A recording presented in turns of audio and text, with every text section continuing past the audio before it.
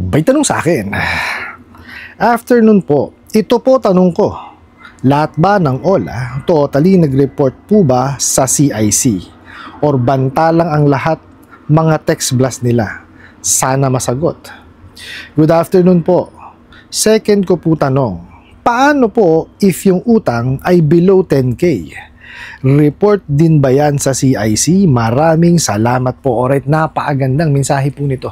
Pero bago ho natin sasagutin, imbitahan ko muna sana kayo na pakisuportahan po sana ang aking mga social media accounts sa YouTube, Facebook, and TikTok. Okay, dito po sa video natin ngayon, aalamin po natin kung lahat ba ng mga OLA nagre-report po sa CIC. At nagre-report din po ba nila pagka below 10,000? Yung nahiram po ng kanilang mga kliyente. Pero bago ho yan, disclaimer po muna. Hindi po ako abogado, ako po'y maniningil.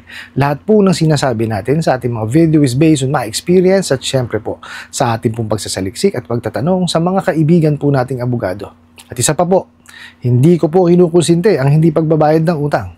Dahil ang utang ay responsibilidad at obligasyon na dapat po nating bayaran. Ang hindi po ako pabor ay dun sa maling pamamaraan ng pautang at maling pamamaraan ng paniningil. Sagutin po natin yung pinadala niyo pong mensahe. Okay, so sabi nyo nga is lahat ba ng OLA totally nagre-report sa CIC or banta lang po yung mga pinapanila ng text blast na member sila ng CIC? Sana masagot. Doon po muna tayo. Okay, ito po yan, hindi ho, sa madalit salita, ang sagot doon, hindi po lahat ng OLA or lending, or even financing, ay nagre-report po sa CIC. Although, yes, it's a law, dahil nga po doon sa KISA,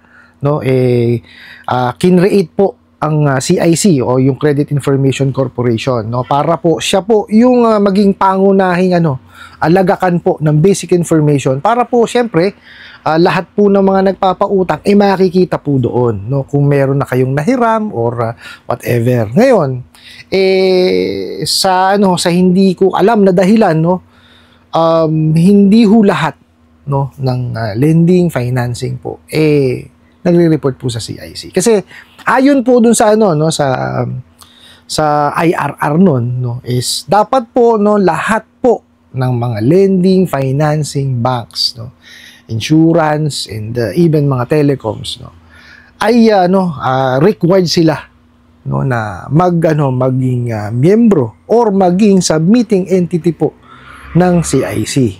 Okay, but unfortunately, hindi ho nangyayari yun. Kasama ho dapat sa requirement yun para sa pagre-rehistro. Hindi ho nangyayari.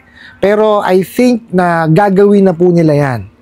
Okay, kaya lang syempre, unfortunately, hindi, kumbaga, may may advantage and disadvantages. Okay, advantage is, yes, nakikita po nung mga tawag dito, nagpapahiram, kung may kakayanan ka pa rin bang manghiram. Kasi baka mamaya ho, pag nasilip na po yung inyong credit history, marami po kayong mga nahiraman. So hindi niyo magagampanan ng lubos yung inyong obligasyon. Kaya po, yung iba, hindi talaga nakakapagpahiram sa inyo. Kasi may mga ganyan po, nakapangutang ako ng ganitong kalaki ganito kay Yun ho yung dahilan, Kaya hindi na ho tayo napapahiram pa. Kasi nga po, nakita na nila na 4 na ho yung hiniraman ninyo, ang lalaki ng amortization, May po ba? So, paano nyo pa ho mababayaran nyo kung dadagdag na naman ho yung isa? So, iniiwas lang po nung lending, nung financing at nung bangko, na kayo po malubog po sa utang. Okay? Wag ho kayo sasama loob sa gano'n kasi talaga hong sinisilip yan. Para doon naman ho talaga yan At isa pa po, syempre, para malaman din kung tama ba na pahiramin yung nanghihiram kung paano kung meron siyang hindi magandang record, marami siyang hindi nabayaran. Ba't mo pahihiramin yun? Okay po, kasi isa ho yun sa batayan para po kayo ay mapahiram. Okay. Now, para malaman nyo po, na kung ang OLA or bangko, lending, or financing ay nagsasubmit sa CIC, i-check nyo po sa kanilang website. Okay? Doon po kayo pumunta sa Credit Info. Okay? Punta po kayo doon or type nyo lang Credit Information Corporation po sa inyong web browser, So type nyo lang 'yon. dadalhin ho kayo doon sa website na yon. So, pagka napunta na kayo sa website, hanapin nyo po yung submitting entity. Yun po yung i-click nyo. Okay? So, pag na-click nyo na ho yun, lalabas po doon kung sino po yung submitting entity. Okay? Ang lagi nyo pong tatandaan, huwag nyo hong checkin yung OLA name. Okay? Ang hahanapin nyo po is yung corporate name. Okay? Or yung company name. Example po. Okay? Let's say, Boss Rai Lending. Okay? Tapos, ang OLA name po nung is Boss Rai. O, yun lang po, ha? Ang hahanapin nyo po is yung Boss Rai Lending. Okay? Huwag yung Boss Rai app. Okay po, ha? Maliwanag, ha? Kasi po, iba po minsan kasi yung corporate name or yung company name dun sa OLA name. Okay, sana po nakakasunod tayo kasi kalimitan po yun yung nagiging kumbaga pagkakamali. Hahanapin nila is yung OLA name. So sasabihin ay walang OLA name. Yung pala magkaiba yung OLA name dun sa company name or corporate name. Okay? Kaya yung iba ho tawag ito hindi siya CIC submitting entity, hindi po. Okay? Hindi po ganoon. Ang paghahanap po is corporate name po or yung business name ang itatype nyo po sa search para makita nyo. Okay? Wag ho yung OLA name para hindi ho kayo maligaw. Okay? Ngayon, yung sinasabi nyo baka banta lang. Kalimitan naman po, lalo yung mga fly-by-night na mga OLA na hindi naman talaga rehistrado. Talagang tinatakot lamang po kayo niya na sila po ay submitting entity or malalagay po yung pangalan nyo sa CI. Always check po, no? Andiyan naman po ang tawag internet. Okay? Kung yung internet nga po nagamit natin sa panghihiram ng pera, di po ba? So gamitin din po natin yung internet as a tool para malaman po natin kung ano ba yung tama at mali doon sa mga ginagawa ng mga bugo katapusadong online lending apps. Okay po?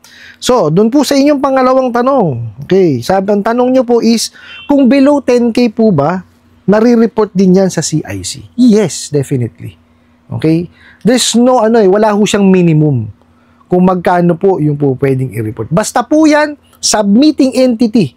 Pag sinabi po submitting entity, ito po yung mga kumpanya na nagsasubmit po ng basic information. Ganito po yan, ha. Every 30 days po, isang cycle yon, kailangan po yan nagsasubmit po sila sa CIC para ma-update. Okay, yung information po doon sa sa history natin. For example po, kung wari ako, may nahiram po ako kay Boss Rai Lending, no? Tapos sabihin na natin na 6 yung term ko. So, let's say, first term ko bayad, second term ko bayad, third term ko hindi bayad. Okay. So, dapat ho yun, 3 beses na nakapag-report po si CIC. So, lalabas po ito, walang bayad. Okay. So, after a month na naman, after 30 days, nagbayad na ako. So, lalabas ngayon doon, binayaran ko. So, lalabas po doon, updated na siya. Okay. Hindi ho yan nawawala, ha. Na-update po. Ito po pakakatandaan nyo. Yung credit history po natin, hindi ho yan nawawala. Nandyan lamang po yan. Kaya nga po history kasi yan po yung batayan nung mga accessing entity po. No, para malaman nila, okay, maganda yung nito. Credit history nito, nagbabayad sa ayos to. Okay? Kaya po yan, hindi yan binubura. Ina-update po. Okay, sana lang po maliwanag. Kasi ito yan, kagaya niyan. Yung credit card, for example, credit card, let's say, nag-purchase ka ng halagang 5,000 pesos. O binayaran mo, let's say, yung 500, nahiram mo. Makikita po doon na updated kayo. Okay? Parang ang remarks yata ron, paid on time or in advance, parang ganun po, no? So, makikita po doon na bayad. Ngayon, let's say, for example, nag-purchase ka ng 10,000. Hindi mo binayaran. So, makikita po doon na, hindi pa siya bayad. Okay? Sana lang po maliwanag. Kasi po, importante po malaman nyo ito. Kasi, available naman po lahat, ng information. No? Naka-public naman po yan kung sino-sino yung mga legitimate na lending, sino-sino po ba yung mga lending na po pwedeng maging mag-conduct ng transaction online, Okay? It's a matter of us, no? Punta tayo sa internet, sa browser, lagay natin, hanapin lang ho natin. Naulitin ko po, kung nagawa po nating makahiram online, kaya po nating i-research yan online din. Ano po, wag ho nating hayaan na yung mga bugok at abusadong online lending apps na to, sila yung mag-i-instill o maglalagay ng information sa ating isipan na mali naman. Okay? Make it a point po na magdo-double check kayo. Gawin po natin yung due diligence, no? Para po tayo, matuto tayo nang hindi ho tayo naloloko ng ganyan. No? Yung mga bugok na yan, talagang luko-luko yan. Lahat ho ng kasinungalingan at kawalangian, gagawin po niyan para po makapanlamang. Okay? Kaya nga po, nagkaroon tayo ng ganitong channel. At least para po maging informative. At baga malaman po ninyo, ano-ano ba yung mga batas, ano ba yung dapat yung gawin, no? Mapakalma po yung inyong nararamdaman nang hindi ho kayo nagkakaroon ng anxiety at saka depression. Kasi danas ko ho yan.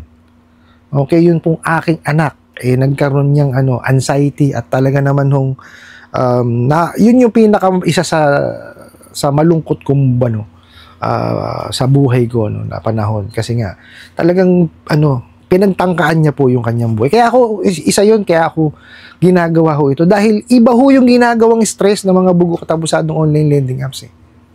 May po ba? So gusto ko ho makatulong in my own way kung paano ko mai-share sa inyo yung aking karanasan, no, bilang maniningil, no, nang kayo po hindi na mapunta, no, diyan sa pagkakaroon ng anxiety at depression. Baka maisip nyo pa ho kasi, no, na kumbaga gumawa ng hindi maganda sa inyong buhay. Hindi ho tama yan. Okay, masama ho yan. Sa mata ho ng Diyos, sa mata ng tao, hindi ho tama yan, no? So doon po sa nagpadala ng mensahe, no, at katanungan na yan, no, ang CIC po is a tool po yan, makikita natin, no? So it's just a matter of us using the internet properly, no, para po matulungan tayo, no? Andyan din po ang SEC. So makikita nyo naman ho lahat Sino ba rehistrado, sino ba po pwedeng sino ba may second license, sino bang nasa online lending platform, no? Yan po, sino po ba ang submitting entity tsaka accessing entity. So nandyan naman po lahat sa internet. Lahat po ng information, no, nandiyan. May mga AI na nga po, di po ba, na po pwedeng gamitin. Gusto nyo, gamitin nyo po yung mga AI na yon, isa-summarize po nila. Pero syempre, kailangan talagang busisiin nating maigi. Huwag naman tayong maniniwala lang kagad. Kaya nga importante, puntahan natin yung mga sites na yon. Diyan naman po sa aking description box, nandyan din naman po siya. I-click nyo na lang po. Nandyan po yung submitting tsaka yung accessing entity ng CIC. Ano po? I hope nasagot ko po itong katanungan na to at sana po'y makatulong. Maraming salamat po sa inyong walang sawang pag-support at panonood sa aking mga video. Maraming salamat po sa inyong pag-like, pag-share, pag-comment at pagtatanong. And kunin ko na rin po itong opportunity na na imbitahan po sana kayo. Napakisuportahan po sana ang aking mga social media accounts sa YouTube, Facebook, and TikTok. Hanggang sa muli po. Yun lang.